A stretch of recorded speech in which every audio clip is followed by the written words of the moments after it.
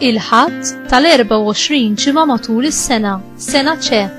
Qari mill-Evanġelju ta' San Luqa, kapitlu 15, versi minn 1 sa 32. F'dak iż-żmien, il-pubblikani u l-midinbin kienu jersqu biħġarhom biex jisimgħu lil Ġesu. U kemm il-Fariżej u kemm il-kittiba kienu jgemgmu u jgħidu: nies midinba jilqa' għandu dan u jiekol magħhom. U Ġesu qabad u qalilhom din il-parabbola: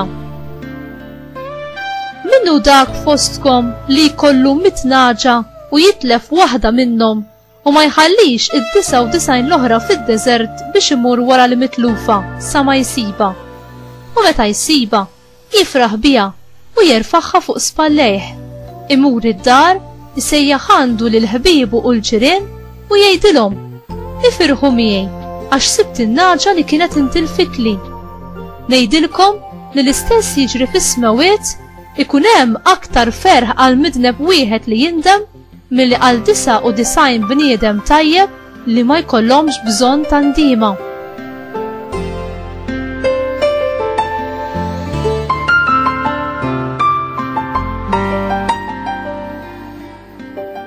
Jew min hi dik il-mara li jkollha 10 drakmiet u titlef waħda minnhom li mhijiex sejra tixel il-mużbieħ u tiknes id-dar u tibqa' tfittex bil-għaqal sa ma ssiba. U meta ssiba, issejjaħ għandha lil ħbieba u l-ġirien u tgħidilhom: ifirħu miegħi għax sibt id-drakma li kienet intilfitli. Ngħidilkom jien li l-istess ferħ ikun hemm fost l-anġli ta' Alla għal midneb wieħed li jindem. Għadilhom ukoll: kien hemm raġel li kellu 2 ulied. Iż-żgħir qal lil missieru: missier, għatini s-sem li jmiss lili mill-ġid. U dak qasmilhom il-ġid. Ma kinux għaddew wisq ġranet meta ż-żgħir sar kollox u telaq minn beltu lej pajjiż imbiet u hemmhekk berbaq ġidu kollu f'ħajjam tajra.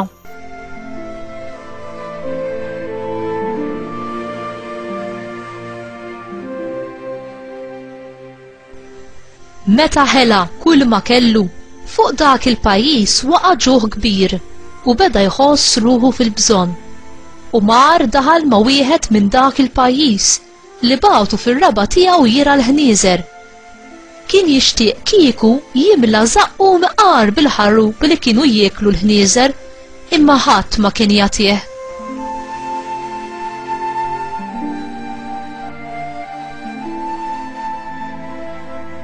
Imbagħad daħal fih innifsu u qal: kemm lavranti ma' missieri għandhom ħobs bix-xaba u jien qiegħed hawn immut bil-ġuħ. Ħanqum u mmur għand missieri u ngħidlu: missier, dnibt kontra s-sema u kontra tiegħek.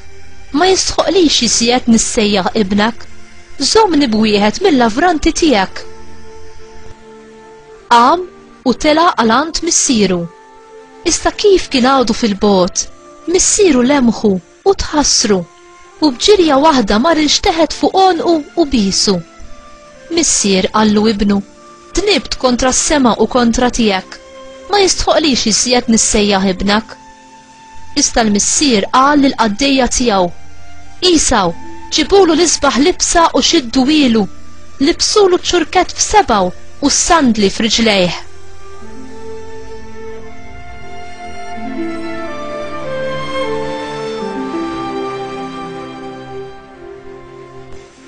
ġibu l-oġol li msemmen u waqtluh, ħanieklu u namlu festa, għax ta' nibni kien mejjet u reġa' qam, kien mitluf u nstab, u għamlu festa.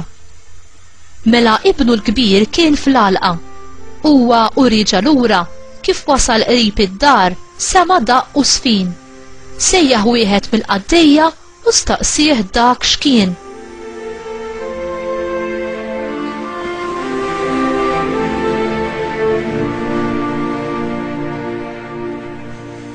Hawn ħuk, għallu dak, u missierek għatillu l-oġol li msemmen, għax raġa kisbu qawwi u sħiħ. U inkolla u ma rridx jidħol ġewwa, iżda missieru ħareġ jitolbu jidħol.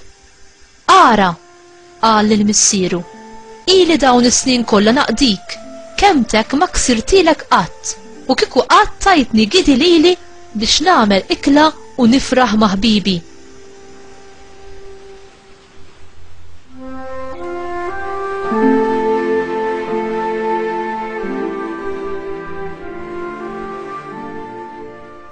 Imbagħad jiġi dan ibnek li belalek ġidek man-nisa żienja u lilu toqtollu l-oġol li msemmen. Ibni, għallu missieru, inti dejjem miegħi u kull mawt tiegħi huwa tiegħek. Imma kien meħtieġ li nagħmlu festa u nifirħu għax dan ħuk kien mejjed u reġa' qam, kien mitluf u nstab.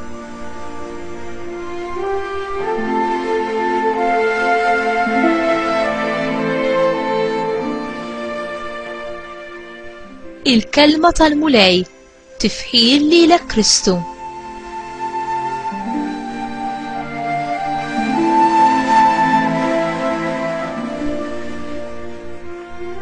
Il-parabola tal-missier u s-sewġ ulidu hija l-itwal waħda li nsibu fil-Vanġeli.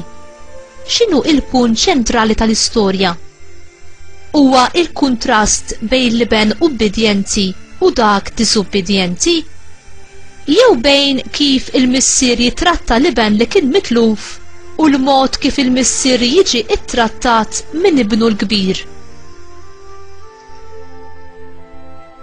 Ġesu jikkontrasta l-imħabba u l-ħnina kbira tal-missier mar-rifjut aħrax tal-liben il-kbir lejn ħuħ li kien żbalja u lejn il-festin li l-missier ferħan jagħmel għal ibnu li reġa' lura niedem. Fil-waqt li liben li żbalja kien ħela l-flus ta' missieru xorta baqa' jżomm imħabba sħiħa għal ibnu.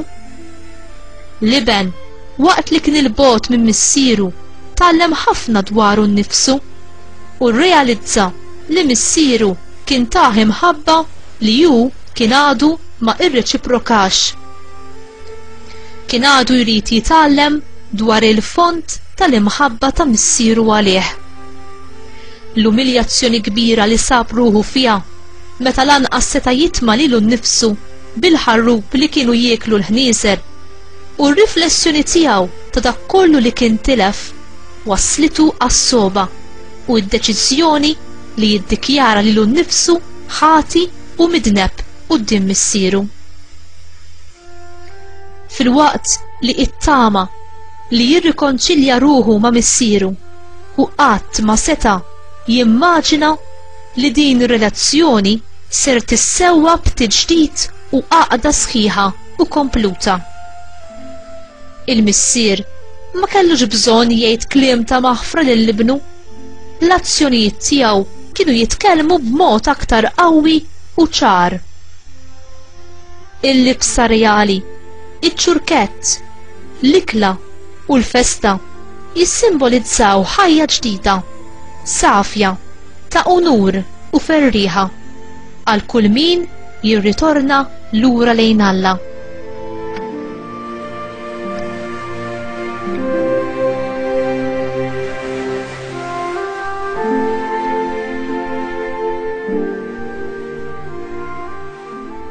It-tifel li waqa' fil-ħażen ma setax imur lura lejn il-ġnien tal-innoċenza. Imma hu ġie milquh u moti lura l-unur u d-dinjità ta' iben. Il-bidla tal-għaġeb tal-iben li waqa' fl-iżbal mill-miżerja u l-ħtija għat-tiġdid u l-ħajja l-ġdida hija espressa fl-istampa li l-istorja tpoġġi qudiemna. Il-lingwaġġ tal-qawmien mill-imwiet u t-twelid għal ħajja ġdida mill-mewt spiritwali li kienet tinsab fih ir-ruħ tiegħu huma espressi b'mod ċar fil-parabola ta' Ġesu. Din il-parabola tikkontrasta wkoll il-ħniena u l-oppost tagħha, in-nuqqas ta' maħfra. Il-missier li lilu liben kien naqas kien qiegħed jaħfer, imma liben il-kbir li lilu ma naqaslu xejn irrifjuta li jaħfer. In-nuqqas ta' maħfra tiegħu tinbidel f'supervja u l-korla tiegħu twassal biex jinqata' u jiżola ruħu mill-komunità tal-midinbin maħfura. F'din il-parabola Ġesu jagħti stampa ċara ta' Alla u ta' kif inhu Alla. Alla u tassew ħanin aktar minna. U ma jitlifx it-tama u ma jaqtax qalbu minna meta aħna nitbedu minnu. Anzi, jifraħ meta jsib lil dawk li jkunu mitlufa u jwassalhom lura d-dar. U inti tesperjenza il-ferħ tal-indiema u t-tiġdid tar-relazzjoni tiegħek ma' Alla l-Missier bħala ibnu jew bintu. Tagħmel użu tajjeb u frekwenti mis-sagrament tal-qrar li jirrikonċiljak ma' Alla Missierek permezz tas-saċerdot.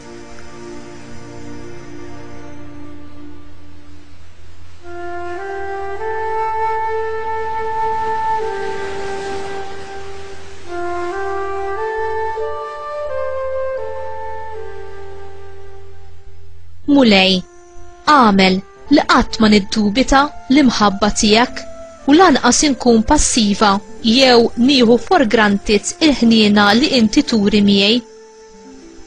Marija Om ħanina, itlob miegħi u għalija biex qalbi tintela dejjem isjed bl-imħabba ta' Alla li titrasformani biex jien ukoll nuri ħniena mal-proxmu tiegħi bl-istess mod kif inti u ibnek turu ħniena bla limiti miegħi. Amen.